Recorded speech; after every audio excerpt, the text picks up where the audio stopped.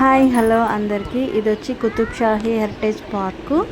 చాలా అంటే చాలా బాగుంది. అప్పటి రాణులు వాళ్ళ సమాధులు ఈ విధంగా కట్టారంట. ఓకే, మీరు కూడా చూసండి. ఇంకా ఏమంటే ఇక్కడ అస్సలు లోపలికి వెళ్తుంటే ఎంత కూల్గా ఉందంటే అంత కూల్గా ఉంది. ఆ బిల్డింగ్స్లోకి వెళ్ళేటప్పుడు అప్పటి రాజులు ఎలా కట్టారో ఏంటో నాకైతే అర్థం కావట్లా. ఇది వచ్చి కోనేరు అనమాట, స్నానవాటిక. అసలు ఆ బిల్డింగ్ చూస్తున్నారు కదా, ఆ బిల్డింగ్లో బయట నుంచుంటేనే చల్లగా కూల్గా ఉంది.